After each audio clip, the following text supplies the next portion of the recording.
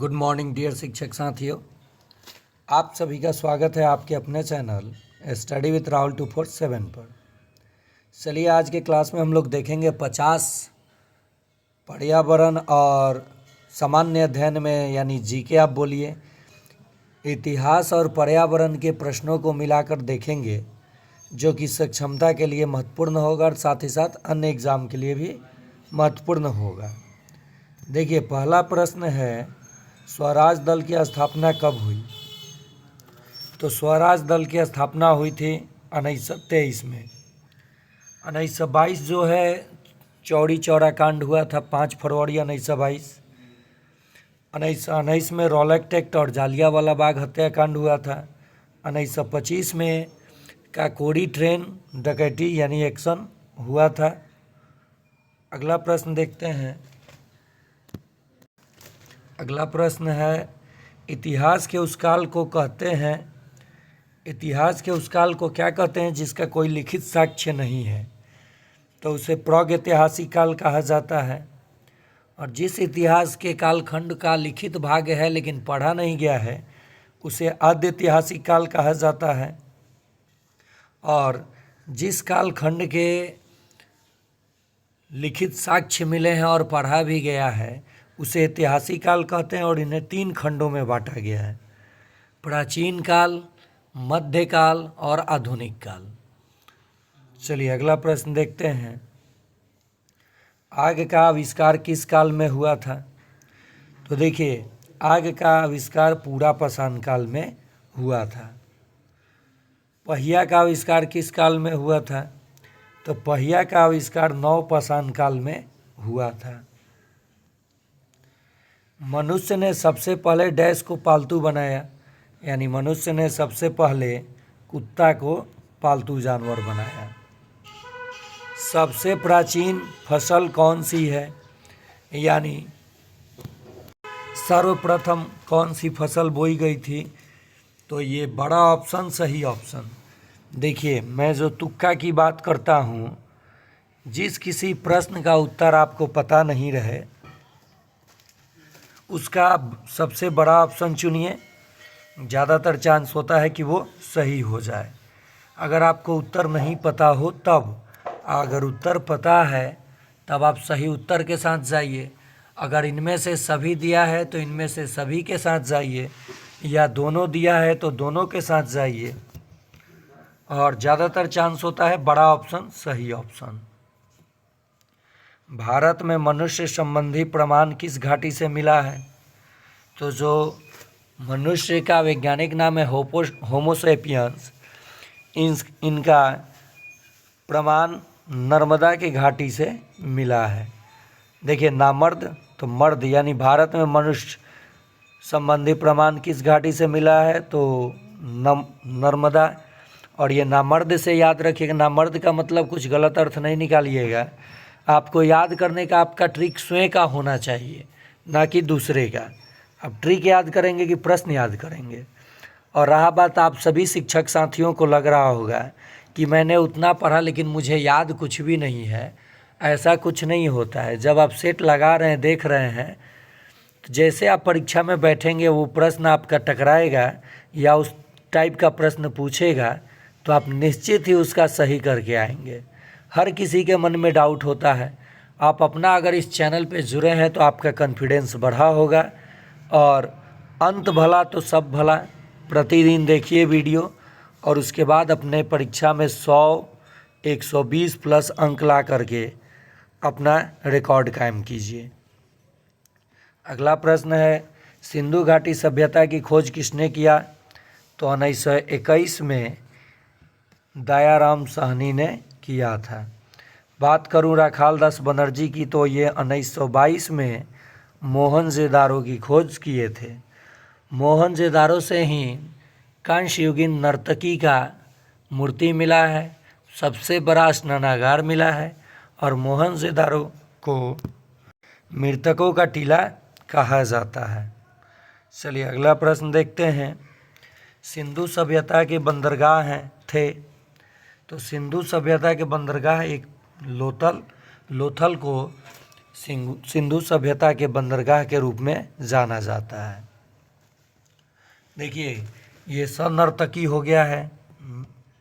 नर्तकी की कांस्य मूर्ति कहाँ से प्राप्त हुई है? तो ये प्राप्त हुई है मोहनजोदारो से।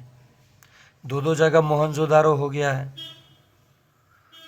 देखिए वहीं प्रश्न अब फिर से ये दो जगह रिपीट किया है ऑप्शन बाई मिस्टेक।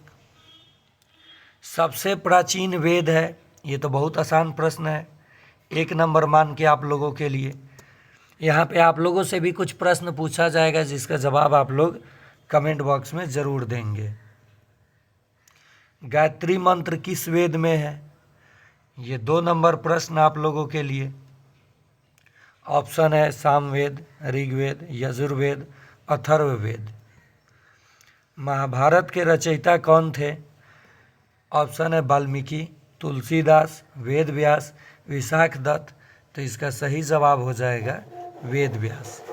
महाभारत का दूसरा नाम जय संहिता के नाम से भी इसे हम लोग जानते हैं।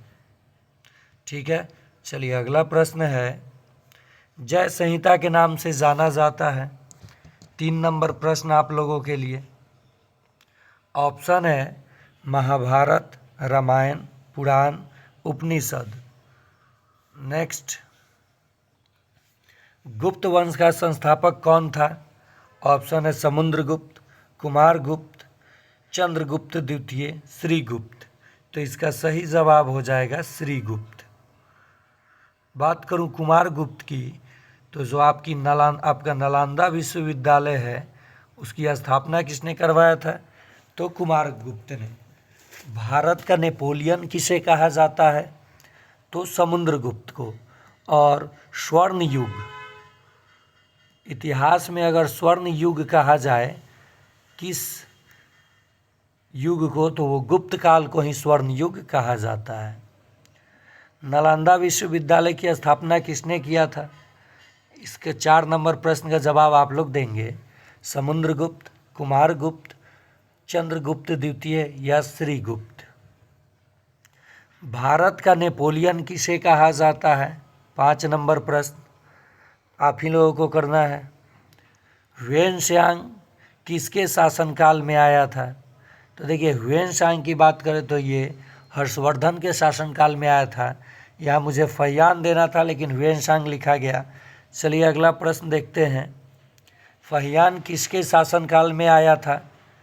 ऑप्शन है समुद्रगुप्त, कुमारगुप्त, चंद्रगुप्त द्वितीय, श्रीगुप्त। तो इसका सही जवाब हो जाएगा चंद्रगुप्त द्वितीय। फहियान कहाँ का था? तो ये चीनी यात्री था। कहाँ का था? चीनी यात्री। देखिए इतिहास का जो स्रोत है, इतिहास जानने का अनंत स्रोत है। ग्रंथ हो गए, सिक्के हो गए, सिक्के के अध्ययन को न्यूमेटिक्स कहा जाता है। स्मारक हो गए जिसे आप बिल्डिंग्स के रूप में जान सकते हैं। तो और बहुत सारे विदेशियों की यात्रा और विदेशियों का धर्म ग्रंथ हो गए, विदेशियों का ग्रंथ हो गए, उनसे हमें इतिहास की काफ़ी जानकारी प्राप्त होती है। चलिए आगे देखते हैं, भारतीय संस्कृति का स्वर्ण युग था। 6 नंबर प्रश्न मानकर आप लोग जवाब देंगे। मौर्य काल, गुप्त काल, नंद काल, गुलाम काल। महरौली का लौह स्तंभ का निर्माण किस सदी में हुआ था? तो ये 4th सदी में गुप्त काल में ही हुआ था। कब? गुप्त काल में। अगला प्रश्न है, कुमार संभव किसने लिखा था? तो कुमार संभव कालिदास की कृति है। अगला प्रश्न, मौर्य काल का संस्थापक कौन था? तो नंद वंश के शासक धनानंद को हराकर चंद्रगुप्त मौर्य वंश की स्थापना करते हैं। तो इसका सही जवाब हो जाएगा चंद्रगुप्त मौर्य। मुद्रा राक्षस किसकी रचना है? तो मुद्रा राक्षस विशाख दत्त की रचना है। अर्थशास्त्र किसकी रचना है? तो कहेंगे कौटिल्य की। इंडिका किसकी रचना है? तो इंडिका मेगास्थनीज की रचना है। किसकी रचना है? मेगास्थनीज की इंडिका रचना है। अगला देखिए, ये नेक्स्ट प्रश्न हो गया जो सक्षमता में पूछा गया था। अब उन सभी प्रश्नों को हम लोग करेंगे जो कि सक्षमता 2 में पूछा गया है और ये सक्षमता 3 में पूछने का प्रबल चांस हो जाता है। इसी आधार पे मैं सक्षमता 1 के प्रश्न पत्र का हल कराया और उसी के आधार पे प्रश्न बनाया। सक्षमता 2 में खूब लड़ा। यहाँ भी विश्वास है कि सक्षमता 3 में इस चैनल के माध्यम से जो भी तैयारी कर रहे हैं, आपका अगर 100-100 से कम स्कोर आता है तो समझिए कि आप कहीं ना कहीं लापरवाही किए हैं, आपकी कॉन्फिडेंस की कमी है। नहीं तो प्रश्न जब आएगा मैं दिखाऊंगा कि मैं अपने चैनल पे वो कराया हूँ कि नहीं कराया हूँ। नेक्स्ट है, भारत सरकार अधिनियम कब पारित हुआ था? तो इसका सही जवाब हो जाएगा 1935। और मैं बता दूं, इस वीडियो के डिस्क्रिप्शन में गणित बेसिक से पर्यावरण, CDP यानी बाल विकास हिंदी, सभी का लिंक दिया गया है। प्लेलिस्ट का, सक्षमता 1 और सक्षमता 2 के प्रश्न पत्र का। अभी 8 दिन कम नहीं होता है, हम 8 दिन नहीं, एक दिन को 24 घंटा देखते हैं। मान लीजिए आपके 24 घंटा में से 10 घंटा निकाल दिया जाए, 7-8 घंटा स्कूल का, और मान लीजिए 7 घंटा स्कूल का और 3 घंटा आपके काम का, ठीक। 10 घंटा निकालते हैं तो 14 घंटा, 6 घंटा आप सोते हैं या 7 घंटा, उसमें आपको काफ़ी समय मिल जाएगा। देखिए, समय किसी के पास नहीं है, समय को चुराना सीखिए, निकालना सीखना पड़ता है। मैं भी टीचर हूँ, मैं भी स्कूल जाता हूँ, मैं भी खाना बनाता हूँ, मैं भी घर की साफ़ सफाई करता हूँ, फिर भी पढ़ने के लिए टाइम निकाल लेता हूँ। लंच होता है स्कूल में, उस समय निकाल लेता हूँ। चलिए आगे देखते हैं। 1937 में गठित कांग्रेसीय मंत्रिमंडल ने किस मुद्दे पर इस्तीफा दिया था? तो देखिए, इसमें बड़ा ऑप्शन 2 है, लेकिन इसका सही जवाब क्या होगा? कांग्रेस से बिना सलाह के विश्व युद्ध में भारत के ब्रिटिश कॉमनवेल्थ में शामिल होने को लेकर, कांग्रेस से बिना सलाह के विश्व युद्ध में भारत के ब्रिटेन की ओर से शामिल होने को लेकर, तो ये बिल्कुल सही जवाब हो जाएगा। चलिए अगला प्रश्न देखते हैं। लाहौर प्रस्ताव या पाकिस्तान प्रस्ताव किसने तैयार किया था? तो ये ज़फ़रुल्लाह खान ने तैयार किया था, ऑप्शन 2। अगला प्रश्न है, सुभाष चंद्र बोस ने कौन सा नारा दिया था?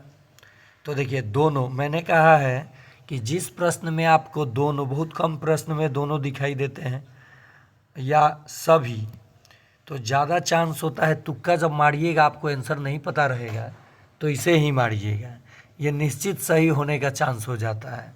नहीं तो बताया हूँ, बड़ा ऑप्शन सुभाष चंद्र बोस ने तुम मुझे खून दो मैं तुम्हें आज़ादी दूंगा और दिल्ली चलो का नारा, ही दोनों का नारा इन्होंने दिया था, तो उत्तर हो जाएगा 3 नंबर। पहला परमाणु बम कब गिराया गया? तो 6 अगस्त 1945 को पहला परमाणु बम गिराया गया। अगला प्रश्न है, निम्नलिखित के अनुसार अणुओं की गतिज ऊर्जा सीधे अनुपातिक होती है? ये तापमान के सीधे अनुपातिक होती है। निम्नलिखित का चयन करें जो वाष्पीकरण की दर को प्रभावित नहीं करता है, मतलब वाष्प के दर को ना बढ़ाता है ना घटाता है। तापमान बढ़ेगा और घटेगा तो ये वाष्प के ऊपर प्रभाव डालेगा। सतह क्षेत्र ये भी डालेगा, सतह क्षेत्र बड़ा होगा तो वाष्प की क्रिया घट जाती है, बढ़ जाती है, और छोटा होगा तो घट जाती है। हवा की गति ये भी प्रभाव डालता है। अघुलनशील तथा भारी अशुद्धियाँ ये कोई प्रभाव नहीं डालता है। बड़ा ऑप्शन सही ऑप्शन।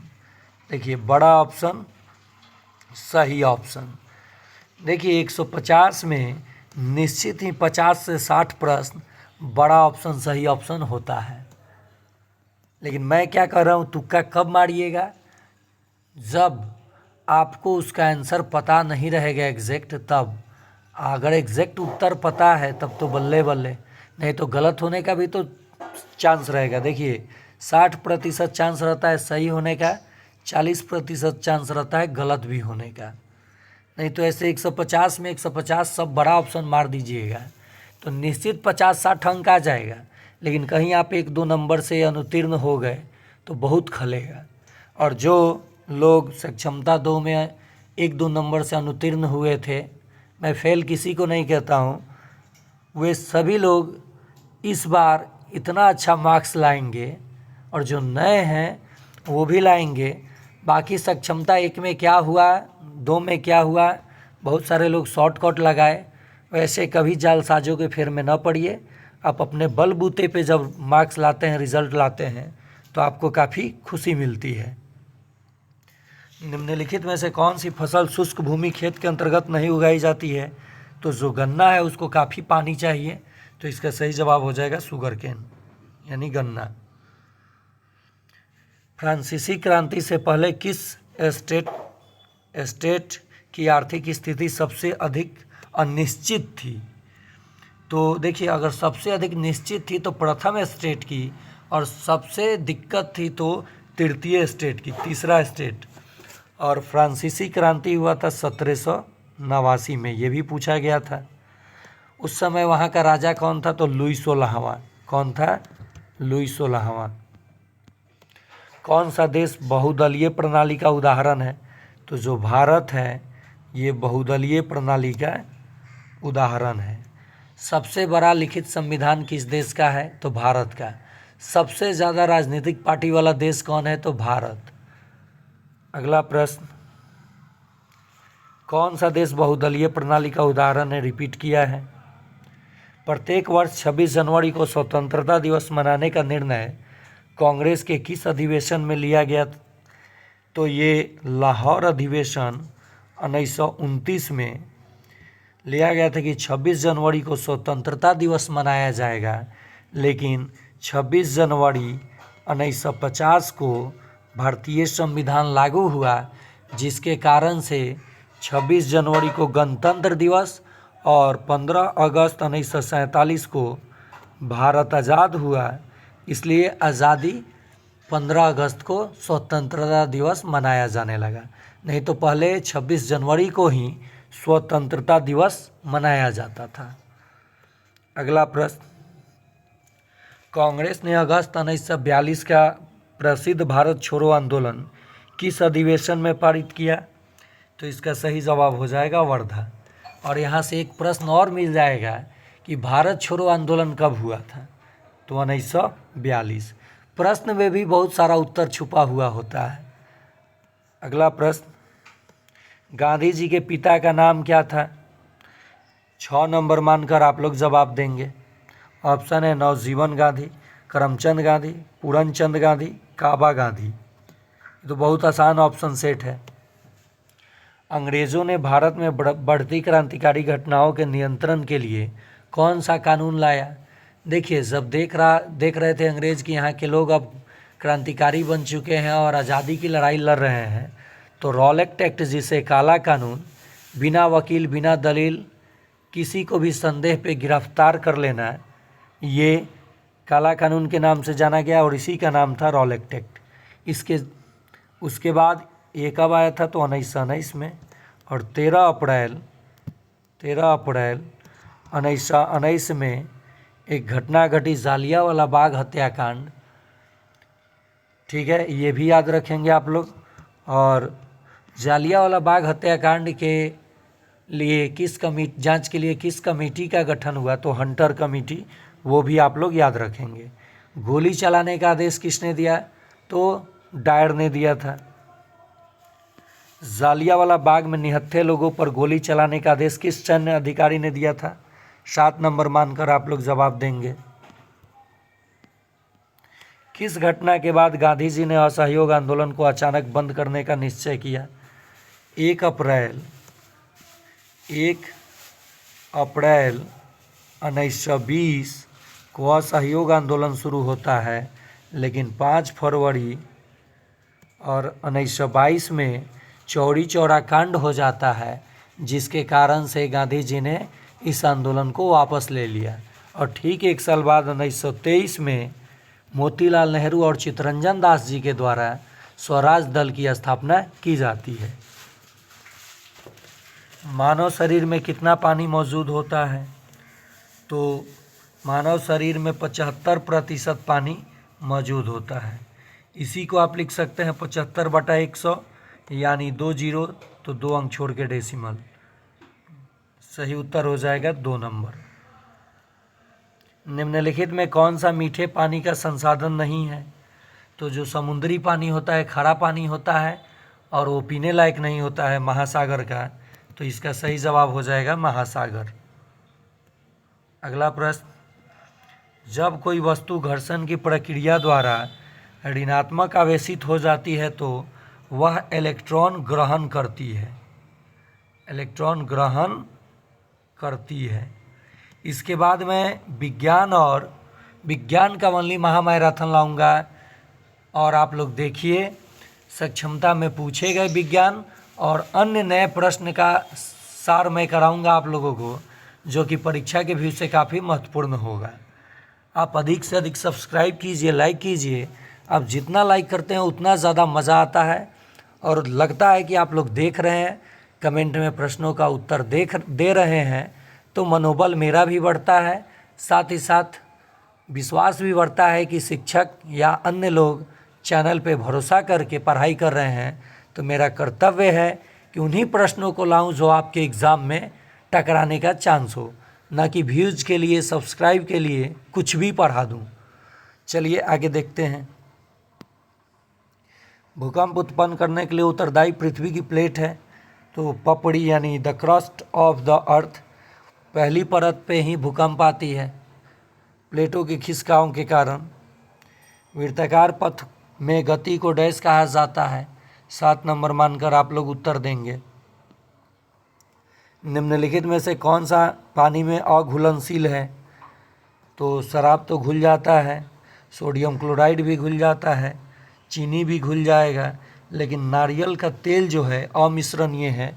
यही सही जवाब हो जाएगा नारियल का तेल। निम्नलिखित में से अपारदर्शी वस्तु का चयन करें। चारकोल बड़ा ऑप्शन, सही ऑप्शन। इनमें से कौन सा खाद्य घटक हमारे शरीर को ऊर्जा देता है?